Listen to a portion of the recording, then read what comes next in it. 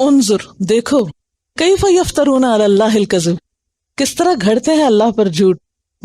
اچھا یہ اب تیسری قسم ہے، تیسری دفعہ آ رہا ہے نا، الم ترا اور پھر انظر دیکھو. اچھا جب یہ کہا جاتا ہے نا دیکھو، مثلا آپ کو کہا جائے دیکھو، تو بولنے والا یا کہنے والا کسی کو دکھا رہا ہوتا ہے نا، مثلا آپ دیکھو آپ دیکھو آپ دیکھو. تو یہاں کس کو کہا جا رہا ہے دیکھو؟ دیکھیے کہ جہاں بھی قرآن پاک میں الم ترا یا دیکھو آئے گا نا، وہ تین طرح کا ہوگا. یا اس سے مراد نبی صلی اللہ علیہ وسلم ہوں گے، خاص صرف آپ، خطاب صرف آپ سے. جیسے الم یجد کا یتیمن فآوا، اس سے مراد کوئی اور نہیں سوائے کس کے؟ نبی صلی اللہ علیہ وسلم کے. دوسرا کیا ہوتا ہے؟ عام خطاب ہے. کیا مطلب؟ لوگوں کے لیے کہا آپ سے جاتا ہے، لیکن مراد کون ہوتے ہیں؟ لوگ. مثال ایسی آیات جس میں کوئی وعید ہوتی ہے یا کوئی ایسی بات ہوتی ہے جو نبی صلی اللہ علیہ وسلم کی شان کے مطابق نہیں ہوتی، وہ بات کسی اور کی ہوتی ہے لیکن خطاب آپ کو کیا جا رہا ہوتا ہے، آپ کو کہہ کے امت کو یا باقی لوگوں کو سنوانا مقصود ہوتا ہے. ٹھیک ہے، وہ تو ویسے دکھانا مقصود ہے.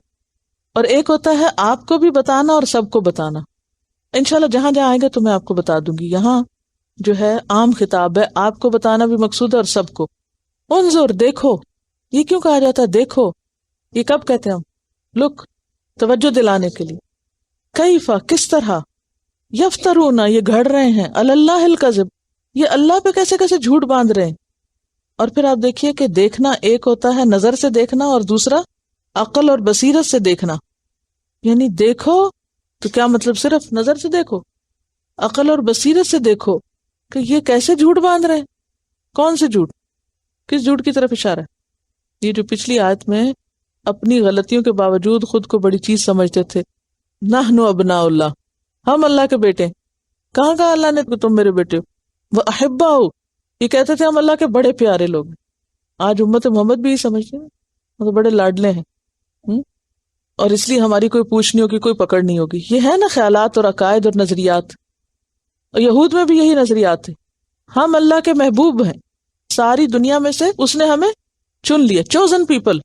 اس کو اللہ تعالیٰ کیا فرما رہے؟ انظر کیف یفترون علی اللہ الکذب، یہ کیسے جھوٹی باتیں کرتے ہیں اور یہ اللہ سے منسوب کر رہے ہیں کہ اللہ نے ہم کو یہ کہا ہے. وَكَفَى بِهِ إِثْمًا مُبِينًا، کافی ہے اس کا کس کا؟ جھوٹ کا. ہی کی ضمیر جاری جھوٹ کی طرف، لکھ لیجئے ورنہ آپ تفسیر صحیح نہیں کر سکیں گے.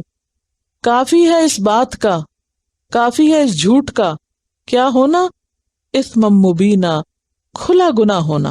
اسم کس کو کہتے ہیں؟ گناہ کو. اور مبینہ کھلا، فی نفسہ و فی غیرہ، کہ یہ گناہ بذات خود بھی بہت برا ہے اور اس کا اثر دوسروں پر بھی ٹھیک نہیں ہوگا. تو بات یہ ہے کہ یہود نے اپنے گروہ کے لیے، اپنی نسل کے لیے کیا مقرر کر رکھا تھا کہ ہم اللہ کے پیارے ہیں لہٰذا ہماری تو نجات ہونی ہی ہونی ہے. ایسا کوئی بھی عقیدہ اگر قائم کرتا ہے نا، چونکہ ہم مسلمان ہیں تو ہماری نجات تو لازمی ہونی ہے. تو اس کو اللہ تعالیٰ کیا قرار دے رہے ہیں؟ جھوٹ. ٹھیک ہے. اور اسی طرح اللہ کے نام پہ اور جھوٹ گھڑنے میں کیا آتا ہے؟ یہ تو خاص معنی تھا نا آیت سے متعلق، لیکن عام طور پر کسی چیز کو حلال کہہ دینا جبکہ وہ حلال نہ ہو، ھذا حلال و ھذا حرام، کسی چیز کو حلال کسی کو حرام قرار دینا، یہ بھی کیا ہے؟ جھوٹ گھڑنا اللہ پر. کیوں؟ کیونکہ حلال اور حرام کا اختیار کس کے پاس ہے؟ اور بغیر علم کے اللہ کے بارے میں باتیں کرنا یہ بھی کھلا گناہ ہے.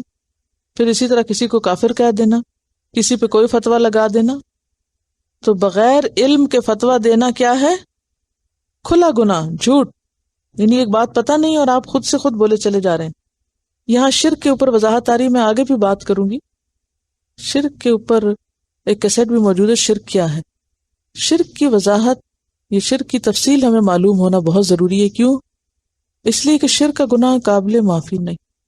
باقی گناہ بڑے ہوں چھوٹے ہوں اللہ چاہے تو معاف کر سکتا ہے، اس میں معافی کی امید ہے، لیکن شرک میں نہیں. تو اس لیے چھوٹے سے چھوٹے عمل کو جو شرک میں آتا ہے اس کا پتہ ہونا بہت ضروری ہے. کہیں ایسا نہ ہو کہ انسان بھول میں شرک کر رہا ہو اور نہ توبہ کرے اور مر جائے اور مصیبت میں پڑ جائے. ٹھیک ہے. سب سے بڑا جھوٹ یہ ہے کہ انسان اپنے آپ کو نیک سمجھے. اور اس کا کھلم کھلا گناہ ہونا یہی کافی ہے. کتنی سخت بات ہے یہ، لیکن ہم اس کی شدت کو محسوس ہی نہیں کرتے. اور یہیں سے ساری خرابیاں شروع ہوتی ہیں، جب ہم اپنے آپ کو بہت نیک سمجھ لیتے ہیں، بہت اچھا سمجھ لیتے ہیں. اصلاح کی گنجائش ختم ہو جاتی ہے.